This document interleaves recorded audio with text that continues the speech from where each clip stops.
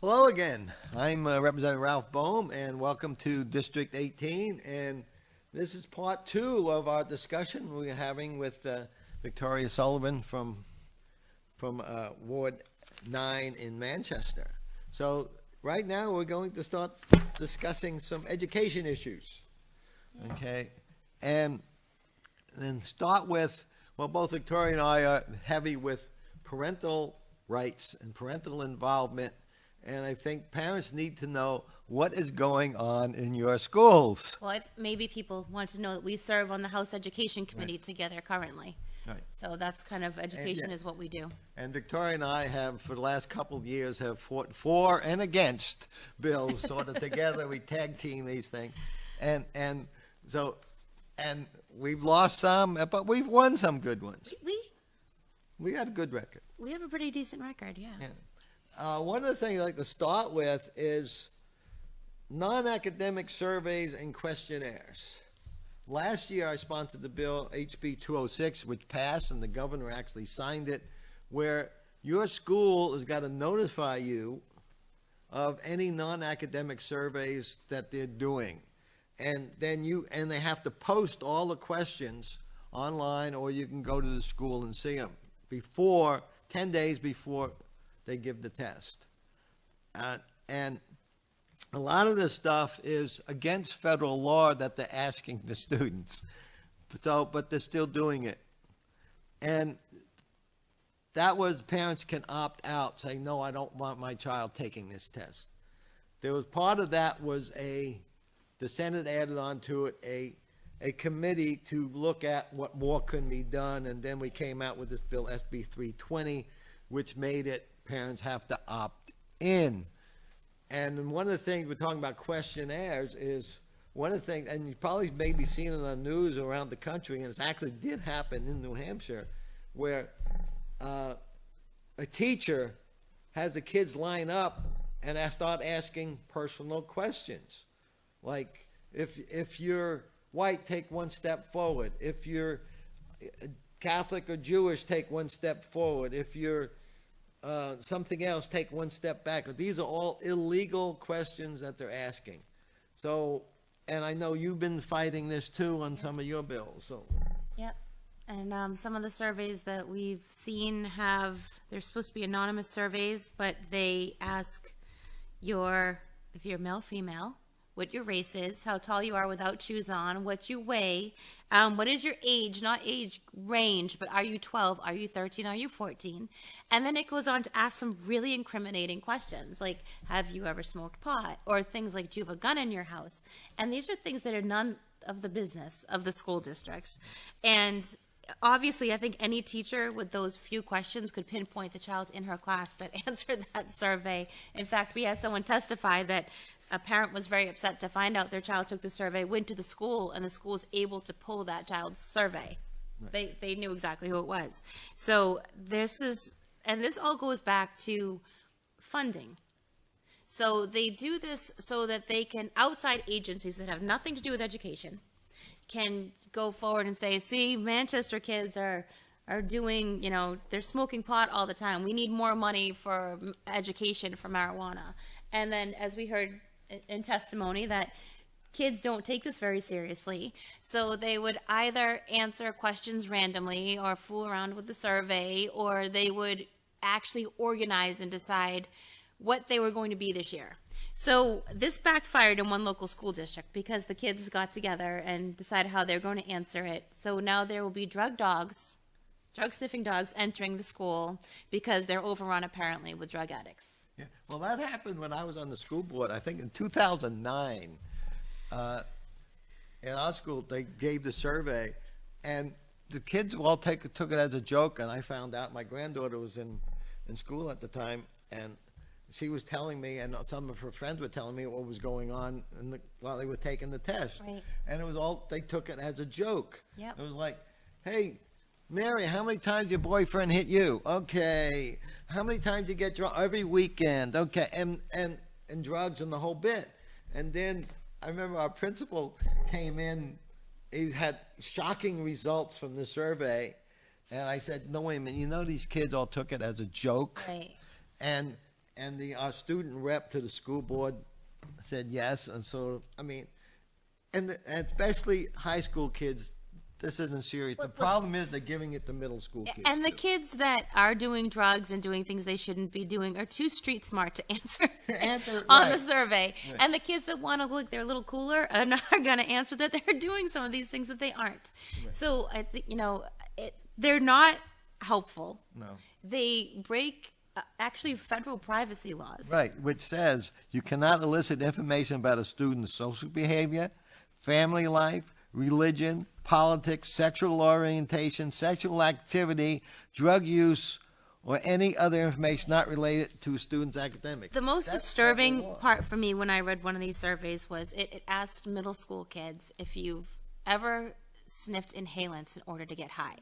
So most 12-year-olds probably don't know that that's what you can do. And how many decided to go home and try it and had fatal consequences or permanent consequences because of it? And parents have no idea this stuff is happening. Once you drop your kids off, they think that they have complete control and they don't have to tell you anything. So that's why we keep working really hard, kind of chipping away at it little by little. We haven't had a lot of progress with parental notification. This year we tried to get it to be an opt-in. Right, and we have a committee conference to fix an amendment, but that bill should pass. And a really troubling part about this was when they had the committee, no one could determine how many surveys were coming through the school. Each survey takes about 45 minutes. So they could not determine how many surveys were coming into the school, how much class time that was taking, and there was no number. It could be 1, it could be 50. They have no idea. Right, and not only what the surveys are, but what the individual teachers are doing. Right. I mean, there was this case that came up from Florida where the Spanish teacher gave these kids these questions to answer that had nothing to do with Spanish, and sex and gender and all those questions, and the kid took the thing home and showed the parents, and the parents, but what? Yeah. That teacher finally left the school. I mean, it wasn't nothing to do with Spanish, and the problem is, parents, you need to find out what's happening. And back to on these surveys, middle school kids, 12-year-olds, one of the questions on this test was, are you sexually active? To a 12-year-old. Right. If yes, what age did you start? Now, to a 12, that means, should I be? Right. Same way, I can sniff this and get Right. high, I mean, let's not teach kids what to do. And that was one of the problems with the DARE program. Right. It was teaching kids how to do the drugs, or had the opposite effect of teaching kids never to take any medicine, even the doctor told them to. Because I've had issues with, as you know, health class, which is kind of how I got to be a state rep, because I had some situations with my son, and I realized parents have no say, and to try to get notification and find out what's going on in the school is really difficult. And so I homeschool them only for health. I take care of it. And right now I'm trying to get them caught up, like, for the year. And we have to do drug education. My kids are 9 and 11. I have to do drug and alcohol education as part of the state requirement. And everything that I see is just say no or never touch it, or it doesn't explain the effects. It doesn't explain how sneaky addiction is. You can use it once and be okay. The next time you're hooked forever. It doesn't explain that it's okay to have a glass of wine when you're an adult every once in a while, and that's okay. It makes it seem like everyone who uses anything, I mean, even it doesn't clarify between, prescription drugs, and it's just too black and white. No. And meanwhile, they're sitting in classrooms with half their student body is medicated, right? So just say no, but let's medicate everybody into submission so that, we can get through the day. And which way is it? The conversations they're having are not going to help what we have happening. And they want to start as young as kindergarten. Right. I know there was one of the bills that came from the drug task force they had was to every year teach your kids in health on drugs and whatnot, and we changed it in our committee to say should, and rather than shall. Or may. We have may. Oh, may, okay. And the problem is the Senate didn't like that, so it's now a committee of conference, and health is not taught every year in schools. And I remember our principal mentioned it to me about that. No, we can't afford that. Who's gonna pay for that? We don't do it every year. So, and that was the thing said, every year you have to do it. The other part of that was in our committee, there was a concern that there was nothing in that bill that would require notification to parents, because what someone deems is age appropriate for a first grader may not actually be age appropriate for that first grader. So we had a deal that on my bill that you co-sponsored, that was it was notification for parents for subject material having to do with sex education, that we would add notification for drug and alcohol education as well. And that was the only way that bill got through, because I made that commitment and that promise. So I amended my bill to say that, and then we got it through the House, and the Senate Education Committee recommended that it be killed. And then they overturned the ITL, and then they tabled it. So it's going nowhere. It's tabled right now. So that means it's not going to see the light of day unless certain Senator Nancy Stiles changes her mind. Right, yeah. And she did that on one of my bills too. And her argument was, we had a 1 week notification. So if there was going to be a lesson coming up that had to do with sexual education or drugs and alcohol, parents would get a 1 week notice. 1 week, right? Senator Stiles stood up, and this is public record, you can rewatch the Senate hearing, and asked Senator Avard, who was fighting really hard for parents and for parents' rights, and asked, so what if there's an emergency? What if there's an emergency and they need to teach something immediately and they don't have a week to notify parents? And he said, what kind of a sex ed emergency do you think we're going to have? And she said, are you asking me? And he's like, well, you brought it up. And she's like, I would think that's rhetorical. And that's kind of where, like, what kind of sex ed emergency is there going to be?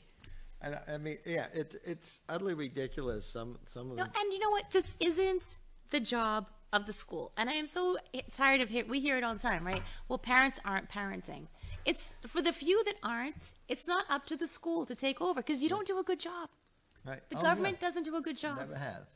So and that's one of the problems. Say with the drug education bit.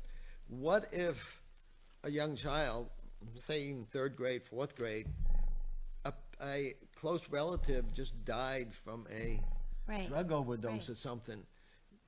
You don't want that kid. That kid might now have a traumatic thing if he sees something in his health class to do it. So that's why parents need to know. This is non-academic. It's part of the health, but parents need to know what is going on in your school. I think not only that, but I had people reach out to me and say, hey, what's the big deal? Why do you need notification? It's just health class. I don't understand. And I said, you don't understand because you haven't been to school for a long time. Like when we were in school, it was biology and physiology, and it was the science of it.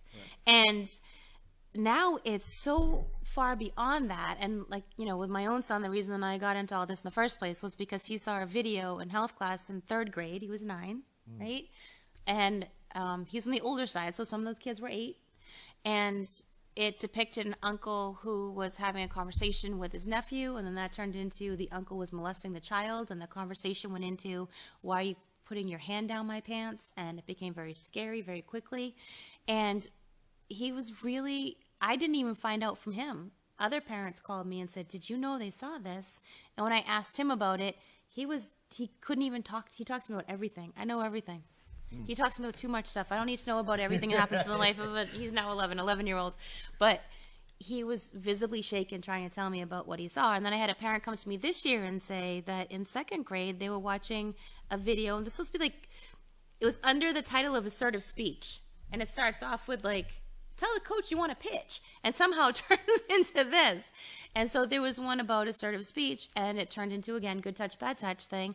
And it showed a little girl with her neighbor unbuttoning her blouse. And they were showing this to second graders. There's a better way to present this material that doesn't put up safeguards, the red flags for people that they can trust, or make them not trust people in their life for no reason, and teach them, how to come to you if something does happen or you feel awkward, but not to make them wary of everybody in their life. It's too heavy sometimes the way they present it. And that's why parents really need to be in touch with their because until we get a Republican governor, this bill's never going to be signed into law. So they need to get in touch with with their principals, because not everybody has health teachers. I don't think you do in Litchfield. Yeah. You have health teachers? I know Yeah, in well, some of high the, school, well, in elementary school, we have health teachers. no, they're just the regular. Yeah, so they're incorporated into the regular Right, curriculum, right, yeah. the health, yeah. So it's not the same as when we were kids, it just isn't. I mean, I think when we had health and safety, it was the police came in and told you how to, be safe riding your bike or walking, and showed you how to put your helmet on right, and we had fire safety, and the firemen would come in, and now it's just so, Right, yeah, it's so more. much more involved. Yeah, which is, brings up another point. We had over this last